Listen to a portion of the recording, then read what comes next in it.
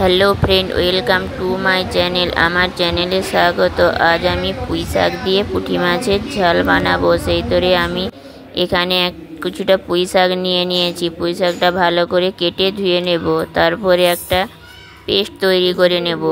1 চামচ কালো সরষে, হাফ চামচ সাদা সরষে, 1 চামচ পোস্ত আর কিছুটা লবণ দিয়ে আগে শুকনো গুঁড়ো করে নেব।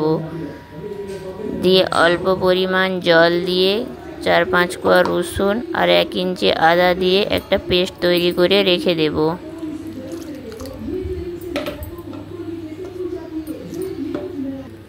পেস্টটা তৈরি করা হয়ে গেছে, এটা রেখে দেব। এবারে আমি পুঁটি মাছগুলো আগে থেকে ধুয়ে লবণ হলুদ মাখিয়ে রেখেছিলাম। এখানে কড়াইয়ে তেল দিয়ে মাছগুলো ভেজে নেব। মাছগুলো ভালো করে ভেজে তুলে রেখে দেব। আমি এই সময় গ্যাসের ফ্লেমটা মিডিয়াম করে রেখে দিয়েছি। সব মাছগুলো ভাজা হয়ে গেছে, ভেজে তুলে নিয়েছি। ওই একই কড়াইতে আবারও 2 চামচের মতো তেল দিয়ে দেব। তেল গরম হয়ে গেলে এবারে আগে থেকে দুটো মিডিয়াম সাইজের পেঁয়াজ কুচি করে রেখেছিলাম, পেঁয়াজটা দিয়ে ভেজে নেব। পেঁয়াজটা হালকা ভাজা হয়ে গেলে আমি এখানে একটা টমেটো দিয়ে দেবো। টমেটোটা পেঁয়াজটা ভালো করে মিশিয়ে ভেজে নেব।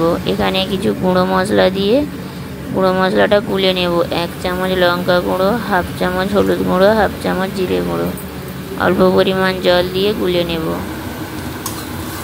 পেঁয়াজ আর টমেটোটা ভাজা হয়ে গেছে, এবারে গুঁড়ো মশলাটা যে গুলেছিলাম ওইটা দিয়ে দেব। দিয়ে 1 মিনিট ধরে লো ফ্লেমে কষিয়ে নেব।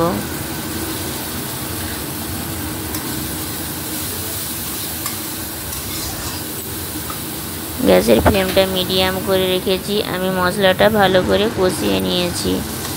এবারে যে সরষেটা বেটে রেখেছিলাম সেটা দিয়ে দেব। সরষে আদা রসুন যে একসাথে বেটে রেখেছিলাম সেটা দিয়ে দেব। দিয়ে গ্যাসের ফ্লেমটা লো করে 2 মিনিট ধরে মশলাটা কষাবো।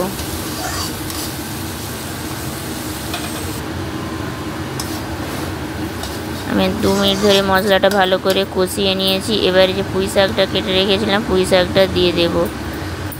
দিয়ে আবারও মশলার সাথে ভালো করে মিশিয়ে নেব। দিয়ে ঢাকা দিয়ে 1 মিনিটের মতো হতে দেব। 1 মিনিট ধরে মশলাটা ভালো করে পুঁই শাকের সাথে কষিয়ে নিয়েছি। আমি মধ্যিখানে 2 বার ঢাকনা খুলে নেড়ে দিয়েছি। মশলাটা আর পুঁই শাকটা ভালো করে কষানো হয়ে গেছে। পরিমাণ মতো জল দিয়ে দেব। দিয়ে সব কিছু ভালোভাবে মিশিয়ে নেব। এই সময় লবণটা চেক করে নেব। গ্যাসের ফ্লেমটা হাই করে দেব। দিয়ে ফুটিয়ে নেব। মশলা আর পুঁই শাক একসাথে ফুটে গেছে। এবারে আমি যে মাছটা ভেজে রেখেছিলাম মাছটা দিয়ে দেব।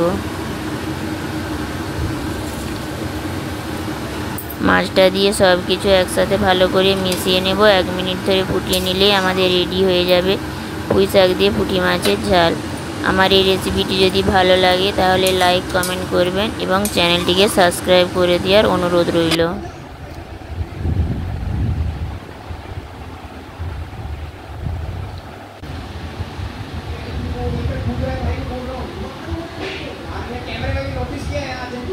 অবশ্যই চ্যানেলটিকে সাবস্ক্রাইব করে দেবেন, অনুরোধ রইল।